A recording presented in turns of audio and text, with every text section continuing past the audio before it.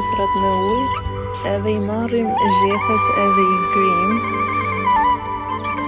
I shtojmë të spinaqi që kemi kryer, edhe shtojmë edhe 2 shep të njona dhe një hudhër.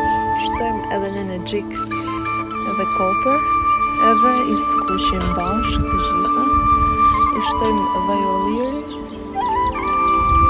krip, edhe ujë, edhe I lëm të zihen për disa minuta. Hapim petët, 3 peta I vendosim poshtë, hedhim gjellën e përgatitur, edhe I hedhim dhe 2 petat e tjera sipër. I lyejm me vaj ulliri,